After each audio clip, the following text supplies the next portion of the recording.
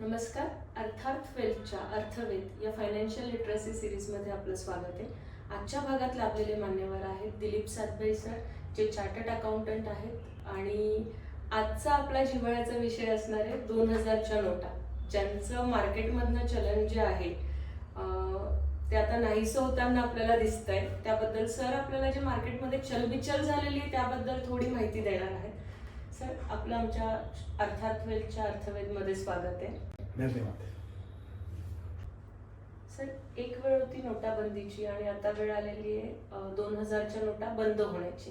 तर 2000च्या नोटा बंद होण्यापाठीमागचं खरं कारण काय? म्हणजे पहिला आपला बेसिक प्रश्नच हा असणार आहे की 2000च्या नोटा ज्या बंद होत आहेत त्याचं कारण काय आहे, आणि ते कारण लोकांना कळालं तर थोडी चलबिचल कमी होईल. नाही स्मिता, तुम्ही सांगितलेला मुद्दा अगदी तंतोतंत बरा आहे आणि यामध्ये मोठ्या प्रमाणामध्ये लोकांचे गैरसमज निर्माण झाले आहेत. लोकांना असं वाटतंय की या 2000च्या नोटा आता 30 सप्टेंबर नंतर बंद होणार आहेत. प्रत्यक्षात तशी परिस्थिती नाही. रिझर्व्ह बँकेच्या गव्हर्नरने स्पेसिफिकली सांगितलं आहे की या नोटा आम्ही आता चलनामधनं काढून घेत आहोत. त्यांना त्याच्याऐवजी दुसऱ्या 500 रुपयाच्या 1000 रुपयाच्या काही नोटा, चलनी नाणं त्यांना इंट्रोड्यूस करायचं. आणि म्हणून जे काही आता त्यांनी जी ऍक्शन जी घेतली आहे ती ऍक्शन चलनातून नोटा कमी करण्याची किंवा विड्रॉ करण्याची आहे. त्यामुळं 2016 साली जी काही नोटाबंदी आली होती आणि आत्ताची जी काही 2000 नोटांची जी काही चलनामधनं काढून घेण्याची जी प्रक्रिया आहे यामध्ये जमीन आसमानचा फरक आहे. आणि खरं सांगायचं झालं तर 19 मे 2023 रोजी आपल्या रिझर्व्ह बँक ऑफ इंडियाचे जे गव्हर्नर आहेत त्यांनी ही स्पेसिफिकली सांगितलं आहे की आम्ही या 2000च्या नोटा आता चलनातून काढून घेत आहोत. याचा अर्थ त्या बंद होत आहेत असं मुळीच नाही. आणि त्यांनी कालावधी पण आपल्याला दिलाय, 4 महिन्यापेक्षा जास्त कालावधी आपल्याला दिलाय. आणि त्या कालावधीमध्ये 30 सप्टेंबर 2023च्या अगोदर एक तर या नोटा बँकेत भरायच्या आहेत, नाहीतर नोटा बँकेत देऊन बदली करून घ्यायच्या आहेत. आता हे बदली करून घेताना जास्तीत जास्त नोटा किती असतील या संदर्भात आपण चर्चा करूया. पण बेसिक आपण याच्यात लक्षात घेतलं पाहिजे की या नोटा बंद झालेल्या नाहीत. तात्पुरत्या कालावधीसाठी त्यांनी त्या विड्रॉ केल्या आहेत. आणि 30 सप्टेंबर नंतर देखील जर तुमच्याकडे अशा नोटा राहिल्या तर त्या चलनी असणार आहेत. हा त्यातल्या त्यात एक महत्वाचा मुद्दा. सर, मग त्या चलनी ज्या असणार आहेत, आपण जे म्हणतोय की नोटा चलनी असणार आहेत, तर मग त्या जेवढ्या राहिल्या आहेत तेवढ्या चलनी असणार आहे, म्हणजे हे भरून एक्सचेंज करून घेणं कितपत गरजेचं आहे आता? तो पण मुद्दा महत्वाचा आहे. आपण त्या बाबतीत पूर्ण चर्चा करूया. पण आता सध्या जे पाहायचं ठरलं तर एक पक्की नक्की त्याच्यामध्ये एक लक्षात घेतली पाहिजे की या ज्या चलनी नोटा आहेत या 30 सप्टेंबर 2023 नंतर देखील चलनात उपयुक्त ठरणार आहेत. त्या नोटा बॅन झालेल्या नाहीत, बंद झालेल्या नाहीत. आजही आणि उद्याही त्या चालू राहणार आहेत. हा त्याच्यातला एक महत्वाचा मुद्दा लक्षात घ्या. आता सांगायचं ठरलं तुम्हाला किंवा पूर्वीच्या नोटाबंदीमध्ये आत्ताच्या या चलनी विड्रॉल मध्ये काय फरक आहे. तुम्हाला आठवत असेल 2016 मध्ये भारत सरकारच्या प्रधानमंत्र्यांनी 8 तारखेला एक जंगी घोषणा आतापर्यंतच्या इतिहासात कधी नव्हती झालेली अशी त्यांनी घोषित केली. आणि आपल्या चलनामध्ये असणाऱ्या 500 आणि 1000 रुपयाच्या नोटा जे 86% एकंदर चलनाच्या रकमे एवढी रक्कम होती ते त्यांनी रद्द केली. म्हणजे त्या याची चलन जी व्यवस्था आहे ती बंद करण्यात आली. आणि त्यामुळं 15.56 लाख कोटी एवढी रक्कम अर्थव्यवस्थेमधनं गायब होण्याची शक्यता निर्माण झाली. त्या मानाने आता जर तुम्ही पाहिलं तर ही जी काही विड्रॉल ऑफ 2000 नोटा आहे ती याची रक्कम आजच्या तारखेला 3,62,000 लाख कोटी आहे. म्हणजे साधारणतः पूर्वीचं जे 86%चं जे प्रमाण होतं ते आजच्या दृष्टीने पाहायचं ठरलं तर 10.8% आहे. म्हणजे अगदीच नाममात्र आहे. आणि कंपॅरिझन करायची ठरली तर पूर्वीच्या मानाने 1/पंचमांश फक्त नोटा या चलनातनं काढून घेतल्या जाणार आहेत. आणि म्हणून जेव्हा हा निर्णय रिझर्व्ह बँक ऑफ इंडियाच्या गव्हर्नरांनी घोषित केला त्यावेळेला सगळ्यांच्या जुन्या स्मृती जागृत झाल्या. आणि त्यावेळेला तुम्हाला आठवत असेल किती मोठा लांब क्यू लागत होता. पैसे मिळणार का नाही, आपल्याकडे ब्लॅक पैसे आहेत का व्हाईट पैसे आहेत, ब्लॅकचे व्हाईट होणार का नाही, आपल्याला पैसे मिळणार का नाही. आणि ज्येष्ठ नागरिकांना जी काही कुचंबणा त्यावेळेला सोसावी लागली होती त्या प्रमाणात आता काय आपल्याला करायला लागणार का काय, असा एक संभ्रम निर्माण झाला होता. पण रिझर्व्ह बँक ऑफ इंडियाच्या गव्हर्नरांनी यावेळेला स्पेसिफिकली सांगितलंय या नोटा बंद केलेल्या नाहीत, फक्त रिझर्व्ह बँकेच्या चलनातनं त्या विड्रॉ करण्यात येत आहे. त्याच्याऐवजी 500च्या 1000च्या नोटा चलनामध्ये आणल्या जाणार आहेत. आणि म्हणून हे जे काही महत्वाचा मुद्दा जो आहे किंवा हे नोटाबंदी 2 आहे का, तर उत्तर त्याचं नाही असंच आहे. फक्त चलनातनं या नोटा मागे घेण्यात आलेल्या आहेत रिझर्व्ह बँक ऑफ इंडियाने.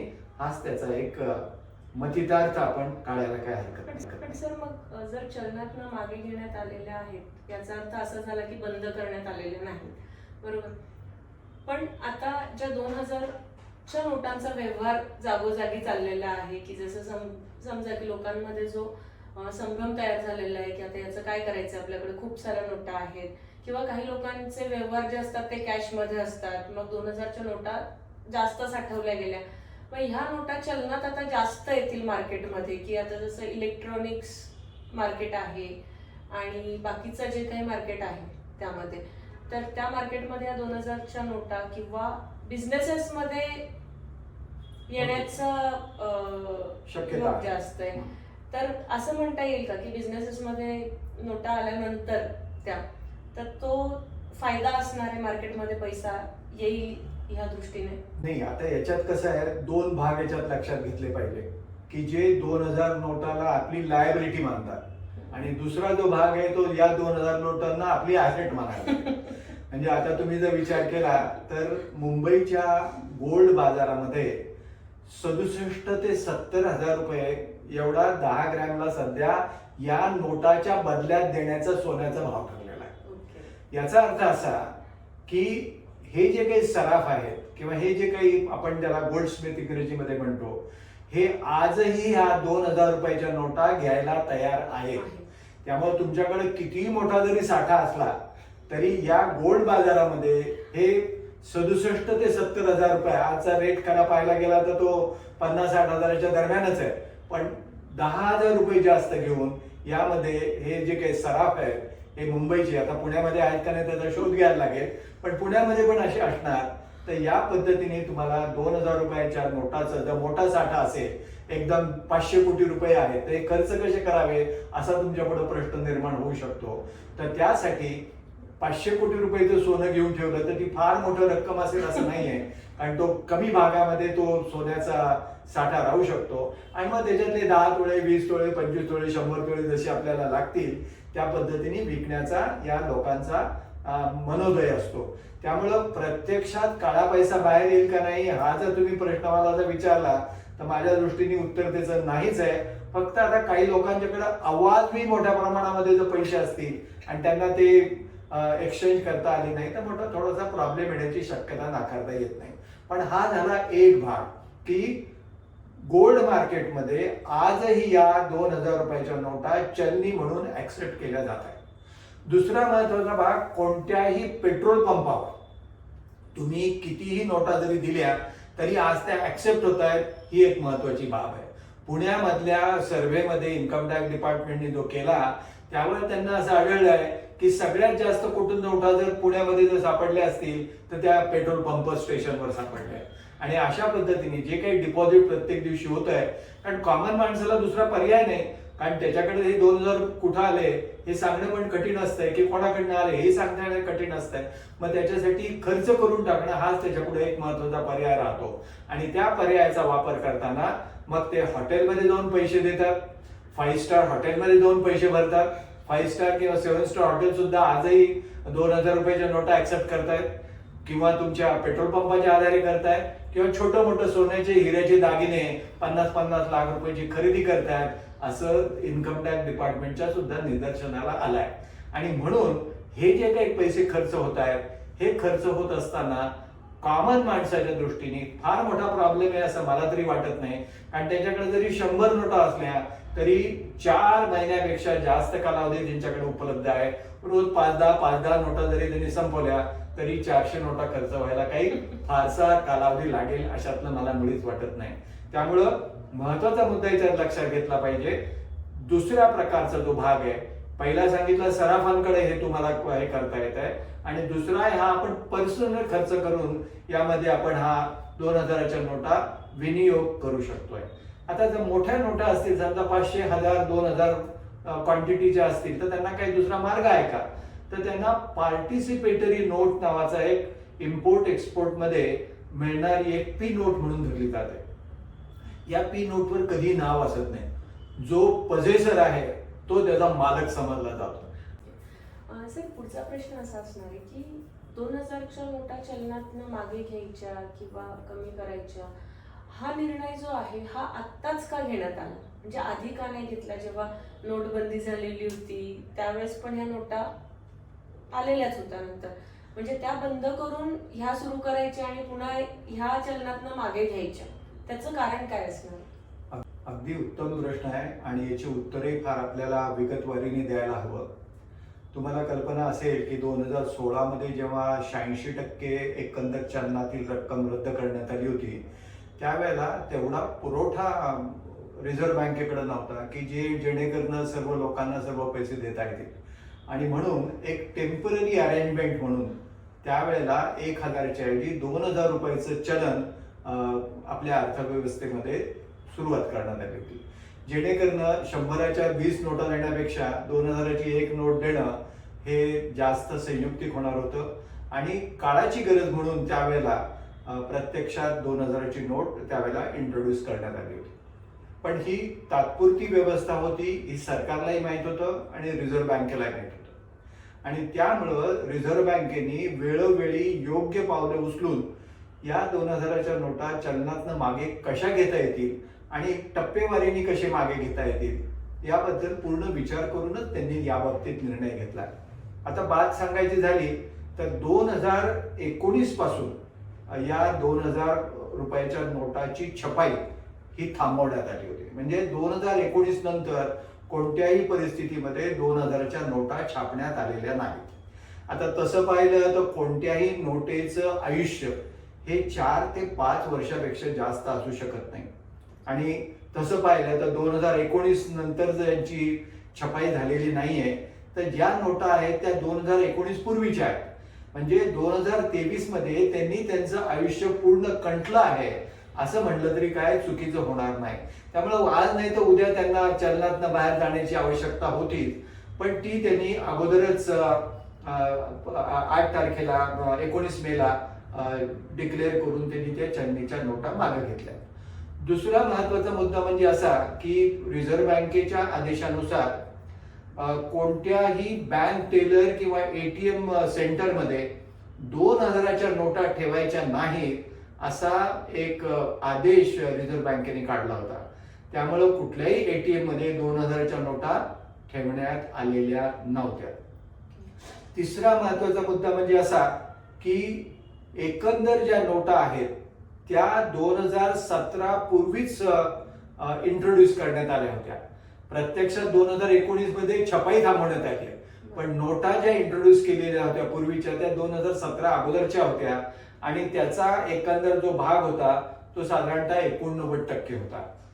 2018 मध्ये तुम्ही जर कंपॅरिझन पाहायचं ठरवलं तर 2000च्या नोटामध्ये साधारणतः 37.3% नोटा 2000च्या स्वरूपामध्ये होत्या, आणि 2023 मध्ये त्या 10,7% होत्या. एकंदर जर नोटा 2018 मध्ये तुम्ही पाहिल्या तर 6,73,000 लाख कोटी म्हणजे एवढी 6.73 ट्रिलियन, आणि मार्च 23 मध्ये 3.62 ट्रिलियन एवढी ती रक्कम त्याच्यामध्ये होती. त्याच्यातले 37.3 आणि 10.7% एवढी ही 2000 रुपयाच्या नोटाची क्षमता होती.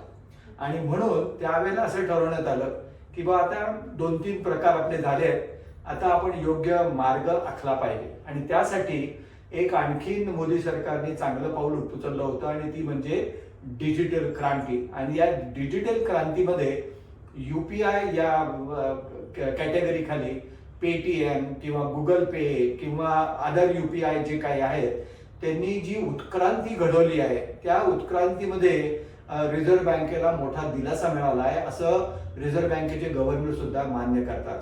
आपल्यालाही माहित असेल, मलाही जे अशक्य वाटत होतं एकेकाळी किंवा रिक्षा ड्रायव्हर पेटीएम मार्फत पैसे घेईल किंवा भाजीवाला 4 रुपये जे आहे ते माझ्या गुगल पे द्वारे पैसे मागेल, हे मला कधी स्वप्नात देखील वाटलं नव्हतं. पण आता ते शक्य झालं आहे. इव्हन किरकोळ दुकानदार विक्रेते सुद्धा पैसे आणले नाही तरी चालतील, पेटीएम आहे ना, असा प्रश्न विचारत असतात.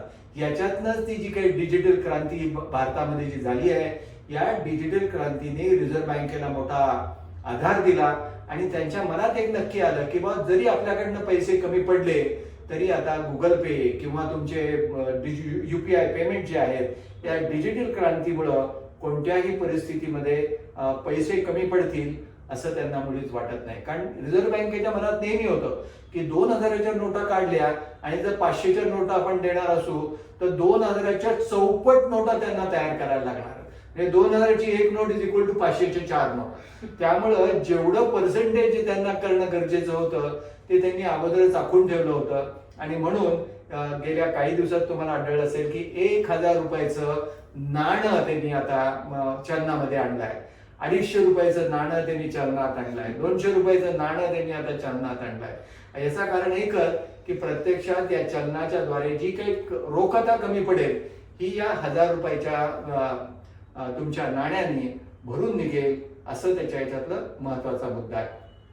दुसरं महत्वाचं कारण यामध्ये लक्षात घेतलं पाहिजे की प्राप्तिकर विभागामार्फत जी काही छापेमारी होते त्या छापेमारीची गेल्या 3 वर्षाच्या जर तुम्ही फिगर पाहिल्या तर 2019-20 मध्ये जी काही रक्कम आहे ती 65.93 कोटी रुपये 2000च्या नोटांमध्ये सापडली. 2018-19 मध्ये 67.91 कोटी रुपये जे सापडले ते 2000च्या चलनी नोटामध्ये सापडले.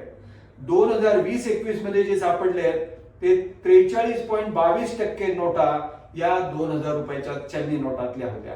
म्हणजे थोडक्यात सांगायचा हेतू असा की मेजर जो काही ब्लॅक मनी सापडला आहे छापेमारीमध्ये तो सर्वथा तुमच्या चलनी नोटाच्या मध्ये होता आणि त्यातला मेजर पोर्शन जो होता तो या 2000 रुपयाच्या नोटांमध्ये होता. असं म्हणायला हरकत नाही का मॅन्युफॅक्चरिंग इंडस्ट्री आपली इथे खूप अगदी बरोबर आहे. याच्यात एक आणखीन एक राजकीय कारण सुद्धा आपल्याला यामध्ये लक्षात घेतलं पाहिजे आणि ते राजकीय कारण म्हणजे या वर्षाच्या उत्तरार्धात मोठ्या 4-5 राज्यांमध्ये विधानसभेचे निवडणुका होणार आहे आणि असा आतापर्यंतचा अनुभव आहे की निवडणुकांमध्ये रोख स्वरूपाचे व्यवहार एस्पेशली मतदारांमध्ये जे होतात ते मुख्यतः 2000 रुपयांच्या नोटांमध्येच होतात. आणि म्हणून असं त्यांच्यामध्ये ठरलं की मग जे काही आपण आता पैसे खर्च करतोय हे पैसे त्यामध्ये 2000 रुपयाच्या नोटामध्ये होत आहेत आणि त्याकडे आपण कानाडोळा केला पाहिजे असा त्याच्यातला एक संकेतिक भाग आपण याच्यामध्ये लक्षात घेतला पाहिजे. अगदी बरोबर सर. पण सर मला यात एक विचारायचं की या ठिकाणी आपण UPI बघतोय म्हणजे एकीकडे आपण म्हणतोय की डिजिटलायझेशनला आपण जातोय पण दुसरीकडे जर बघायला गेलो तर बँकांमधला रांगा संपत नाहीये. म्हणजे आता जर एक्झाम्पल आपण बघितलं तर सर्वसामान्य माणसाला ह्या गोष्टीचा प्रॉब्लेम येणार नाहीये 2000च्या नोटा कशा बदलायच्या, पण ज्याच्याकडे साठा आहे तो वेगवेगळे वेआउट्स शोधत राहणार आहे या गोष्टींसाठी. जसं बँकेत बाबा किती नोटा आपण द्यायला पाहिजे आणि किती आपल्याला मिळणार आहेत यात, तर त्याचं एक काही स्ट्रक्चर बँकांनी केलंय का? बँकांनी त्याचं स्ट्रक्चर नीट केलेलं आहे. रिझर्व्ह बँकेने सुद्धा त्यामध्ये निकष घालून दिलेले आहेत आणि त्यामध्ये 3 महत्वाचे मुद्दे आपण लक्षात घेतले पाहिजे. रिझर्व्ह बँकेचा निकष असा आहे की ज्यांच्याकडे पैसे आहेत त्याच्यातले 70% पैसे लोक बदलून घेणार आहेत. 30% जे काही पैसे आहेत ते बँकेमध्ये रिटेन होणार आहेत. याचा अर्थ जर आपण पाहायचा ठरला तर साधारणतः 1 लाख कोटी रुपयापेक्षा अधिक रक्कम ही बँकांमध्ये जमा होणार आहे. म्हणजे बँकांची सुदृढता यामध्ये मोठ्या प्रमाणामध्ये वाढणार आहे 30 सप्टेंबर नंतर. हा झाला भाग बँकांच्या दृष्टीने. आता जर सामान्य माणसाच्या दृष्टीने ज्याच्याकडे हा साठा आहे त्याच्या पुढे आणखीन 2-3 जे पर्याय आहेत ते पर्याय जर आपण विचार करायचे ठरले तर त्याच्या पुढे 2 महत्वाचे पर्याय म्हणजे एक तर तो चेंज करून घेऊ शकतो त्याच्याबरोबर 25 लोक पाठवू शकतो. आता मी एखादं उदाहरण तुम्हाला सांगतो की एक मोठा धनाढ्य व्यापारी आहे पुण्यामध्ये, त्याच्याकडे 400 लोक काम करतायत. त्यांनी प्रत्येक तुमच्या एम्प्लॉईला 100-2000च्या 20 नोटा दिल्या आहेत आणि जा बँकेतनं पुढून करून आण, नाही तर तुझ्याकडे ठेव, अशा पद्धतीने त्यांनी त्यांना अल्टिमेटम दिलाय. आता या लोकांनी सगळे पैसे काढलेत. ते आता स्वतःचे पैसे खर्च करून अल्टिमेटली पैसे जर तुमच्या एम्प्लॉयरला मिळणार असतील तर तो ब्लॅकचा पैसा वाईट झालेला आहे. मोठ्या मोठ्या संस्थांमध्ये 2-2 महिन्याचे पगार या 2000 रुपयाच्या नोटामध्ये देण्यात आले. म्हणजे आता समजा एखादा प्रिन्सिपल आहे एखादा कॉलेजचा, त्याचा पगार आहे 20 लाख रुपये, त्याला 20 लाखाच्या ऐवजी 40 लाख रुपये देऊन टाकले की बघ हे 40 लाख घे, पुढे 2 महिने फक्त तुझ्या अकाउंटला क्रेडिट होतील, जेव्हा काढतील तेव्हा पैसे काढून मला दे. आणि त्यामुळं हे जे काही पैसे 1-2-4 लोकांनी खर्च करायचे होते ते आता मोठे लोकच त्यामध्ये खर्च करणार आहेत. आणि हे खर्च होताना प्रत्यक्षात पैसे जमा होतील त्यांच्या वेगळ्या पद्धतीने आणि खर्च होतील वेगळ्या पद्धतीने. त्यामुळं काळा पैसा अनर्थ करण्याची जी काही जी एक सरकारची जी आहे ती बहुतांशी याच्यात सफल होईल असं मला तरी त्याच्यात मुळीच वाटत नाही. जिव्हाळ्याचा किंवा महत्वाचा एक विषय आपण म्हणू शकतो. आपण राजकीय कव्हर केलं, UPI कव्हर केलेलं आहे, पण आता काही ठिकाणी सर्व्हिस सेगमेंटमध्ये पण असं असतं की लोकांना असं समजूया की त्या गोष्टीचं नॉलेज नाहीये किंवा लॅक ऑफ नॉलेज आहे. बऱ्याच वेळा असं होतं की ठीक आहे सांगितलंय, नोटा दिल्यात आणि आपण अकाउंटला भरल्यात त्या ह्याच्यामध्ये, ओके. सो एका शिकलेल्या माणसाला त्यातली रिस्क कळू नये किंवा रिस्क माहितीये पण काय होईल, इन्कम टॅक्सच्या दृष्टीने ती स्क्रुटिनी येऊ शकते किंवा आपल्यावर कोणीतरी लक्ष ठेवून आहे या ठिकाणी, कोणी सांगितलंय की बाबा ह्या 10 नोटा तू बदल किंवा तुझ्या अकाउंटला इतक्या नोटा तू डिपॉझिट कर तिथे. त्याचं मला एक सारांश पाहिजे टोटली की याचा संबंध जो आहे, समजा मी एक जर उदाहरण घेतलं की माझी स्वतःची सॅलरी 5,000 रुपये आणि मला जर कोणी सांगितलं 2,000च्या तू 20 नोटा किंवा 2 लाख रुपये तुझ्या अकाउंटला तू डिपॉझिट कर, तर याचे कॉन्सिक्वेन्सेस मला काय असू शकतात तिथे? अगदी प्रॅक्टिकल क्वेश्चन तुम्ही विचारलाय आणि हा नेहमी आमच्या ऑफिसमध्ये तरी जे जे काही लोक येतात त्यांच्या मनात हा नेहमी प्रश्न असतो. तर याच्यात महत्वाचा मुद्दा आपण लक्षात घेतला पाहिजे की त्यावेळेला त्याचा स्रोत तुमच्याकडे आहे का नाही हे अगोदर आपण तपासून पाहिलं पाहिजे. आता 2 लाख रुपये रक्कम ही तशी फारशी मोठी नाहीये. मला आठवतं मी ज्या वेळेला नोटाबंदीचा 2016 मध्ये जो निर्णय झाला होता त्यावेळेला आमच्या पत्नीने 1,42,000 रुपये त्यांच्या खजिन्यातनं काढून मला दिले होते, जे मला कधी माहित नव्हते. आता प्रश्न याच्यातला असा होता हा काळा पैसा आहे का, तर उत्तर त्याला नाहीये. कारण याच्यातला महत्वाचा मुद्दा मीच दिलेले पैसे तिने ठेवलेले होते, तिला काही आईने तिचे पैसे दिले होते. आता ते संपूर्ण प्रूव्ह करणं कठीण काम होत आहे. पण इन्कम टॅक्स डिपार्टमेंटनी जे मी 1,42,000 रुपयाचे जे काही पैसे तिच्या नावाने भरले होते त्याला पूर्ण मान्यता दिली. जेव्हा मी तिला हे सांगितलं की बाई अशी अशी परिस्थिती आहे, हे मी पैसे दिलेत, कधी दिले मला माहित नाही आणि तिने का ठेवले हे मला माहित नाही, खर्च झाले म्हणून सांगितले असंही तिने मला सांगितलं. मग असं असताना हा पैसा आज जर वर आला तर अशा पद्धतीचं जर काही तुमच्याकडे स्रोत असेल की बाय 2,000 रुपयाच्या नोटा ज्या आहेत त्या माझ्या पत्नीने रखून ठेवल्या होत्या, हे माझ्या सासूबाईने दिल्या होत्या आणि आज त्या सासूबाई नाही आहेत किंवा सासरे नाही आहेत आणि ते पैसे मी माझ्याकडे जपून ठेवले होते, असं म्हणून जर तुम्ही त्याच्यात जर काही डिफेन्स घेतला तर मला असं वाटतं की याच्यातनं बाहेर पडायला तुम्हाला 100% वाव आहे आणि त्याच्यातनं तुम्हाला बाहेर पडता येऊ शकेल. पण अशा काही गोष्टी असू शकतात की आता 2 लाखच्या ऐवजी तुम्ही 10 लाख रुपये बँकेत भरले, तर यामध्ये तुम्हाला उत्तर शोधून काढणं त्या मानाने डिफिकल्ट आहे. आता याच्यात तुम्हाला असं सांगायला पाहिजे की बा मी हा बिझनेस करत होते, या बिझनेसमध्ये मला हे सर्व पैसे मिळाले आहेत आणि जर बिझनेसमध्ये जर पैसे मिळाले असतील तर 30% दराने जे काही तुम्हाला पैसे तुम्हाला मिळाले आहेत ते कुठल्या तरी व्यवसायाच्या संदर्भातले आहेत किंवा इतर कोणत्याच्या संदर्भातले आहेत असं सांगून 30% टॅक्स भरून त्याच्यावर उपकर 4% भरून तुम्हाला त्यातून बाहेर पडता येऊ शकेल. आता जे काही मी तुम्हाला सराफांचं उदाहरण सांगितलं किंवा पेट्रोल पंपवाल्यांचं जे उदाहरण सांगितलं, हे लोक काय करणार आहेत हे सांगणार आम्हाला हे व्यवसायातनं मिळालेलं उत्पन्न आहे आणि ते आम्ही भरतोय. त्याच्यातनं जो काही प्रॉफिट होणार आहे तो प्रॉफिट आम्ही 30% त्याच्यावर टॅक्स भरणार आहोत. आणि अशा पद्धतीने तुमच्या व्यवसायामधले आलेले पैसे रक्कम जर तुम्ही म्हणालात तर याच्यातनं बाहेर पडणं शक्य आहे. तथापि इन्कम टॅक्स ऍक्ट मध्ये 69A नावाचं एक कलम आहे आणि त्या कलमामध्ये जर तुम्हाला त्याचा स्रोत सांगता आला नाही तर जेवढा कर असेल त्याच्या दुप्पट कर म्हणजे 60% कर, त्यावर 25% अधिभार म्हणजे 25% 60%, म्हणजे 75%, अधिक उपकर 4% एवढा तुम्हाला भरायला लागू शकतो. त्या व्यतिरिक्त 100% एकंदर टॅक्सच्या दंड पण लागू शकतो. किमान त्यापेक्षा जास्त लागू शकतो पण किमान दंड तेवढा लागू शकतो. ही प्रावधान आहे कलम 69A चं.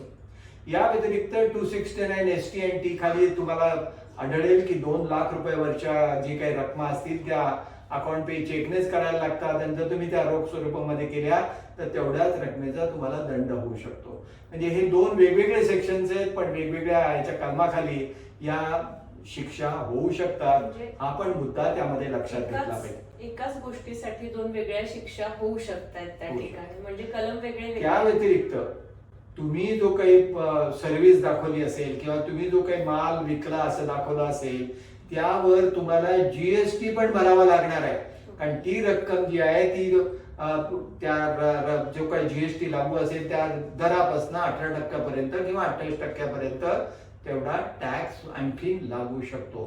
म्हणजे थोडक्यात सांगायचं म्हणजे इन्कम टॅक्सही भरायला लागेल आणि GST देखील भरावा लागेल.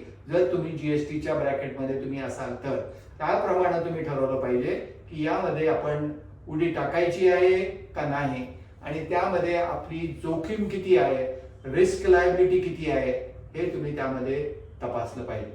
आणि म्हणून जाता जाता मला आपल्याला सांगावं वाटेल की या नोटा जरी विड्रॉ केलेल्या असल्या तरी अशा प्रकारच्या नोटा 2005च्या अगोदर देखील जर प्रिंट झाल्या असतील तर त्या विड्रॉ करण्यात आलेल्या होत्या आणि त्या नोटा आजही तुमच्या ताब्यात असतील तर त्या एक्सचेंजेबल किंवा ट्रेडेबल आहेत, चलनीकरण पॉसिबल आहे हे तुम्ही लक्षात घ्या.